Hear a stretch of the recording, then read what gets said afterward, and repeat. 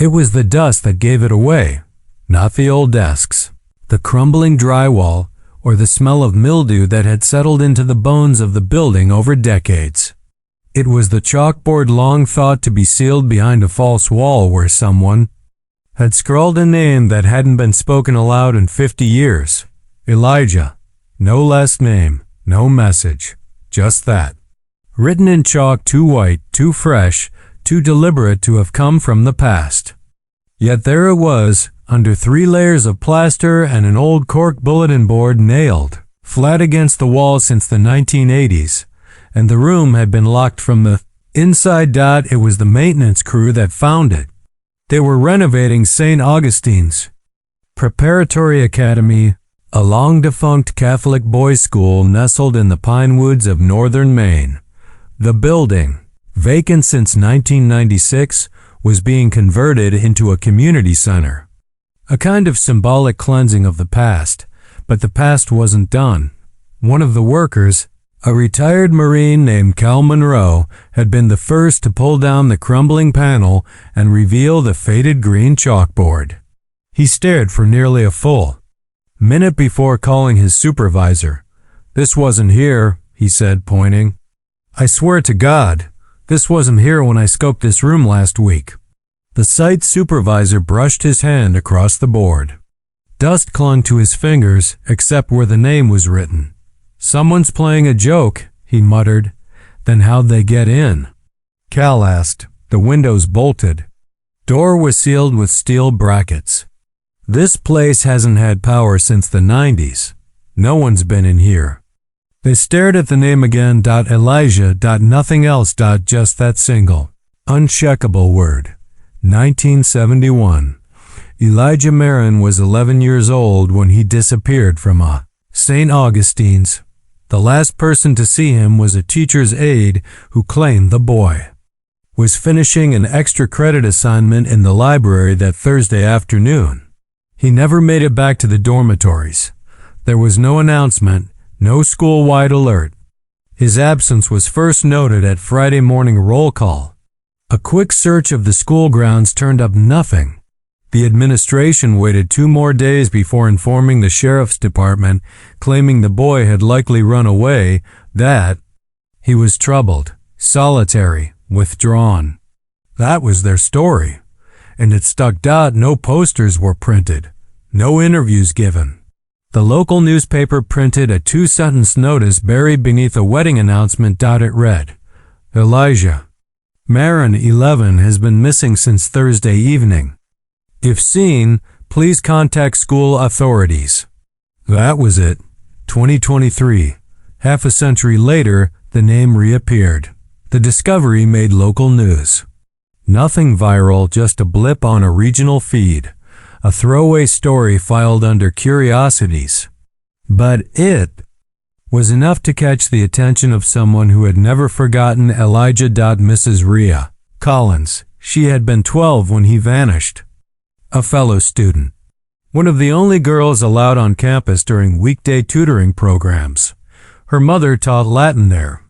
Rhea had always remembered Elijah not just because he was kind or smart or the only one who offered her a seat when husband listened. The priests ignored her, but because she'd seen something that day. Something she was told to forget. When the news broke about the chalkboard, she packed her things and made the 7-hour drive from Syracuse. She hadn't set foot on the grounds of St. Augustine since 1972. The gates were still iron, still heavy, still creaking like an apology. She approached the foreman, showed him the article, and asked a single question. "Where is the room?" They let her in. She stood in front of the chalkboard, one hand trembling at her side. The other reached for the name. "Elijah," she whispered. Then her knees buckled. The sheriff's department was called in. An official inquiry launched. This time, there was no delay. The building was sealed again, this time with fresh crime. Scene tape and rotating patrols. Detective Henry Cross was assigned to the case. He was 38, had grown up just 2 counties away, and had never heard of Elijah Marin until the story broke. But when he saw the board, the name, and the old woman who refused to leave the steps of the school, something twisted inside him. "What exactly did you see?" he asked her, sitting beside her on a bench near the old basketball court. She didn't speak for a while. Then there was a bell that rang twice, she said. And no one ever explained why. Elijah wasn't supposed to be in the library that day. He told me he was going to the greenhouse. Greenhouse? She nodded. It's gone now. Burned in 78. But back then, it was behind the chapel. He liked the orchids.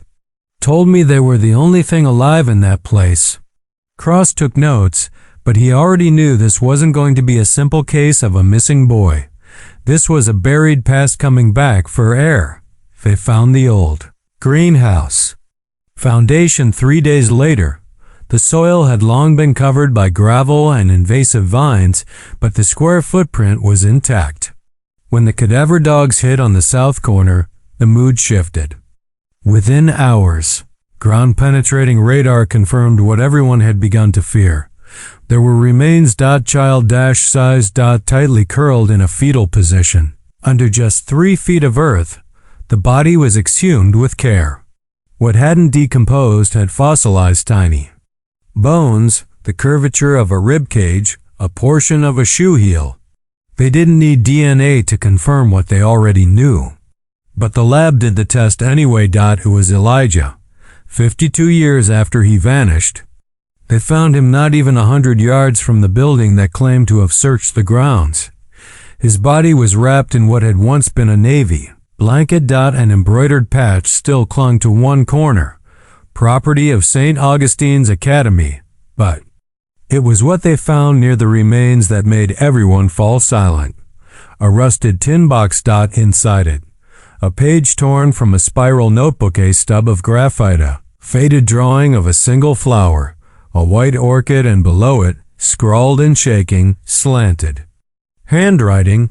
I can still hear him, behind the walls. Please make it stop. Cross didn't sleep that night. He went back to the school alone. Sat in the library under a half-collapsed bookshelf. There was something else here. He could feel it. An echo that hadn't fully decayed. As if the air itself remembered. He turned off his flashlight, let the dark settle around him. And then, just for a moment, he heard it. A sound, not a voice. Just a scrape, like fingernails on old plaster. From behind the chalkboard wall. Detective Cross didn't tell anyone about the noise. Not yet. Not when it could so easily be chalked up to old pipes or wind-stirring dead branches. He wasn't a man prone to superstition, but he was also not naive. He had worked cold cases. He had seen how trauma clung to places, not just people. Sometimes a silence was louder than any scream, and St. Augustine's was loud with silence. The next morning, he returned with a full forensic team. Not just for the greenhouse site, but for the entire east wing of the school, especially the old library where Elijah's name had appeared. This time, they weren't just looking at the chalkboard. They were looking behind it. The wall was thicker than expected, more than just drywall and studs. It was brick layered over stone, an internal structure that, on blueprints, wasn't supposed to exist. False walls, one of the contractors said, pointing to where new bricks met old ones. Someone patched this up, probably in the late 70s or early 80s. You can see the mortar differences. Why patch a solid wall? Cross asked. 2. Seal something in, the contractor replied. They began demolition. The work was slow and careful, stone by stone. Dust filled the air, the scent of mildew and mold chasing it out into the open. Behind the bricks was another layer of rotten wood, warped and blackened by time.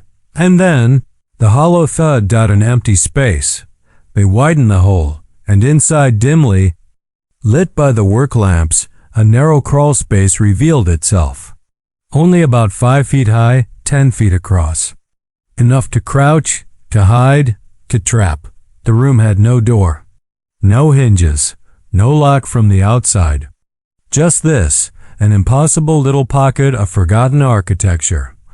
Inside, a collapsed wooden chair, 2 broken pencils, a rusted spoon, scratches etched into the back wall. Hundreds of them, some overlapping, some forming shapes, some just lines in every direction, and on the far end, nearly lost in the decay, the faint remnants of another name, this one barely visible, Elijah, carved again, with something sharp beneath it. Please. It was no longer just a discovery, it was a crime scene. Back at the station, Cross pulled every archived record he could find. Faculty rosters, disciplinary logs, maintenance schedules, incident reports, even heating bills. Anything to build a picture of who might have had access to that part of the building in 1971. One name kept surfacing: Father Dominic Harlan. He wasn't a teacher, not formally. His official title was spiritual coordinator, a vague designation that meant he ran the chapel, kept confessional hours, and oversaw dorm behavior. But what caught Cross's attention was the number of references written beside his name in maintenance logs. Rooms supervised by Harlan had an unusually high number of reported disciplinary lock-ins, times when students were confined in rooms for spiritual reflection. Some of these incidents were recorded. Most were not, and Harlan had abruptly transferred out of St. Augustine's in late 1971, just weeks after Elijah vanished. Cross called the archdiocese. Harlan had died in 1984. Rhea Collins was still in town. She had booked a room at the roadside inn across from the highway. Cross found her there, seated with a stack of old journals spread across the bed. Her hands trembled, but her eyes were fierce. "I remember the day he went missing," she said without preamble. "Everyone acted like it was nothing. The headmaster told us it was best not to speak of it, that some children just didn't belong." She looked up. I knew they were lying. Cross asked her about Father Harlan. She didn't blink. He was cold, smelled like incense and copper. Never shouted. That's what made it worse. He always whispered. She flipped open one of her journals, a faded page. A doodle of a square room. "That's the room he'd take them to," she said. Said it was for silence. That the walls could hear our thoughts and we'd better make them good ones. "You think he kept Elijah there?" "I think Elijah never left." Cross contacted forensic psychologist Dr. Lena Ashcroft, who specialized in behavioral analysis of historical abuse cases. When shown photos of the crawl space and the scratched walls, she was quiet for a long time. "This is a coercive space," she said at last. "Isolation, minimal stimuli, nothing but time and fear." She traced one of the scratches in the photo. "These aren't random. Look closely. This one repeats every 3 marks." Cross leaned in. It was truesome pattern. Emerged, like tally marks, but not quite. Groups of 3 slashes, then a pause, then another set. "Days?" he asked. "Possibly," Ashcroft said, "or something worse." Later that evening, Cross sat alone in the evidence room. He stared at the box recovered near Elijah's body. The torn notebook paper, the drawing of the orchid, the scrawled message. "I can still hear him, behind the walls. Please make it stop." Something about it tugged at him. He flipped it over. On the back, a second message so faint it had to be developed under alternate light. Lab had missed it. But Cross saw it now under angled lamplight. "He made me listen. I never wanted to." The next day, demolition resumed. They expanded the search behind the walls of the library, uncovering more sealed spaces. Not as large, not as complete, but enough to suggest multiple compartments. Whispering rooms. Places of control. Inside one, a bundle of rosary beads tied in a knot. Inside another, a rusted drawer with a stack of old hymn sheets, burned at the edges. But the most shocking find came when they cracked open the final section of the east wing. Wall behind it, entombed in layers of insulation and crumbling plaster, they found a journal, leather-bound, faded red. Inside, a name stamped in old ink. Elijah Marin, but it wasn't his handwriting. The entries were dated months after Elijah's disappearance. They weren't written by a child. The hand was older, aggressive, deranged. Sample. Excerpt. He cries, "When I leave him alone. But silence is the only road to God. He must learn. They all must. But this one won't break. I thought he would. I punished him. Still he sings that flower song, orchids. He thinks they matter. They don't. But he does not scream. Why doesn't he scream?" Cross slammed the book shut. This wasn't just a hidden room. It was a confession. The investigation took a new shape. The crawl space wasn't a coincidence. The ceiling wasn't time erosion.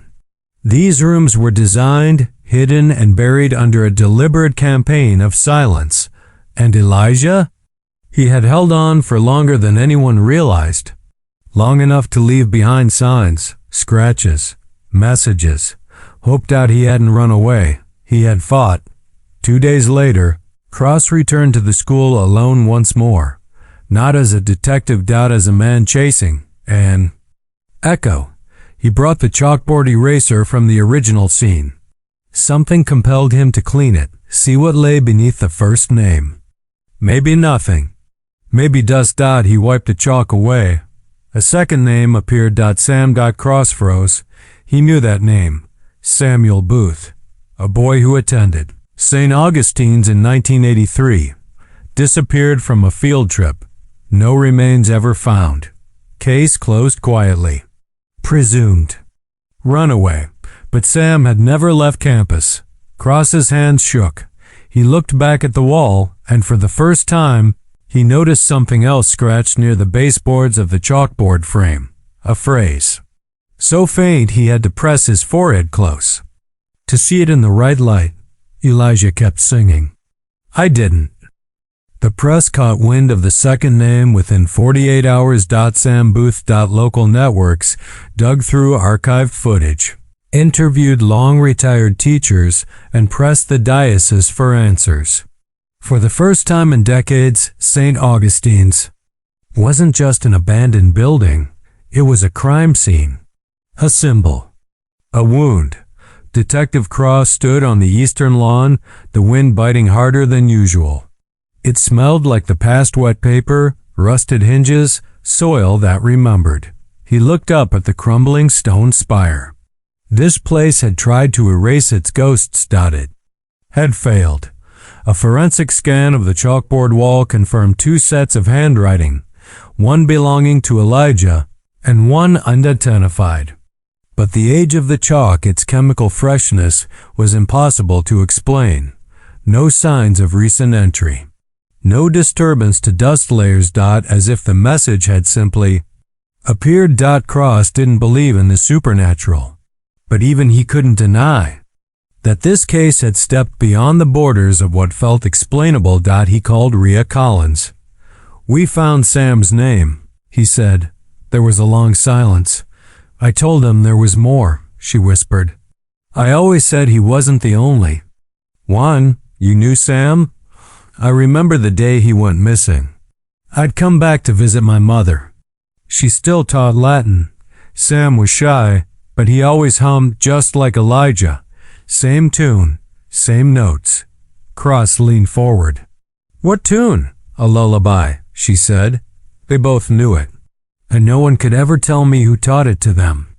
They reopened the east wing for deeper excavation. No longer a renovation. Now an exhumation. Under layers of tile and warped linoleum, they uncovered the original foundation. The records had lied. There were 2 basement levels, not one. The second had been sealed in 1984 after a minor electrical fire. Convenient, neatly timed with Father Harlan's death. A narrow set of stairs, still intact, led downward into a room where the walls closed in like a mouth. There were 4 identical alcoves carved into the stone, each no bigger than a closet, each with a small metal latch on the outside. One had scratch marks along the doorframe. Another had a drawing etched into the stone with what looked like a button or coin, a flower, an orchid. In the 3rd alcove, they found bones, small, childlike, wrapped in burlap. The 4th was empty. At least that's what they thought, until one of the forensic techs stepped inside and turned his light upward. There, nailed into the ceiling, was a child's shoe. Size 3, initials burned into the sole. SB. The department ruled the site as a mass abuse scene. The case escalated. Federal task forces were called. Old student records were pulled from dusty basements and church archives. Names long buried surfaced again. And with each record came silence, resistance, revision. But a narrative began to form. At least 6 boys disappeared from St. Augustine's between 1969 and 1985. Most written off as runaways, expelled for disciplinary failures, or transferred to unnamed institutions. None of them were seen again, and all of them had dorm assignments in the East Wing. All of them had attended chapel under Father Dominic Harlan. Cross sat with Dr. Ashcroft as they pieced together the final timeline. Why would he hide the names? Cross asked. Why write them again on the board? Ashcroft looked weary. He didn't. You don't think it was Harlan? No, she said. I think it was them. The boys? Or one of them. Whoever survived long enough to try to leave a trail. She tapped the photo of Elijah's message. He made me listen. I never wanted to. This isn't guilt, she said. It's survival. One boy may have been forced to watch, to listen, even to deliver messages. Maybe he escaped. Maybe he didn't, but someone kept returning to that board. Why? 2. Be heard. The public wanted names. They wanted justice. But most of the figures connected to the school were either dead or missing. The diocese issued a vague statement of regret, a deep sorrow for the possible failings of the past. No admission of guilt, no offer of restitution. Just silence dressed in sympathy. But the families that had never gotten answers began to speak. One by one. And then Rhea did something. That changed everything. She returned to the school. Alone. They found her, seated in the library chair, the one near the board. A tape recorder on the table beside her, playing something quiet, a melody, a lullaby. Cross arrived within the hour. Rhea was calm, more so than he'd ever seen her. I found it, she said. What? The tune. The one they used to hum? It's not from a children's song, it's a psalm. Psalm 88. It's about being forgotten, buried alive. She handed him the recorder. I think Elijah wanted to be remembered. So did Sam. They needed someone to listen, to answer back. That evening, Cross returned to the crawl space. He went alone. No crime scene tape, no gloves, just the recorder. Playing the tune on loop, he sat inside the stone chamber. Let the darkness settle around him.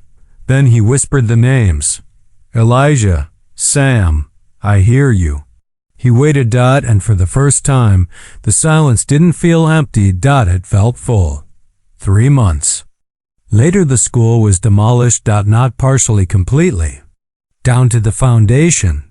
The community held a public memorial the day before the first wall came down. No ceremony, no press. Just candles, 6 names written in chalk, and one message on a white banner hung from the library window. We hear you. Now. Elijah, Marin, Sam, Booth, Marcus, Hayes, Julian, Keene, Thomas, Reardon, Aaron. Lock the 6 officially recognized victims, though many believe the number was higher. The chalkboard was preserved. Clean. Framed. It now hangs in the local historical societies. New wing titled The Forgotten Voices Exhibit. Every few months, a new visitor claims to see different names written faintly beneath the clean slate. The names never match. Sometimes, they vanish before anyone else can verify that no one has tried to erase them. Detective Cross still visits the exhibit. He no longer works cases like that. Something changed in him. Something broke, but he keeps the chalkboard photo in his wallet. Next to it, a clipping of the note Elijah left behind. I can still hear him behind the walls. Please make it stop. And sometimes, when Cross wakes in the early morning hours and the house is still, he swears he hears the sound of chalk on slate. Faint. Persistent. A name being written, one letter at a time.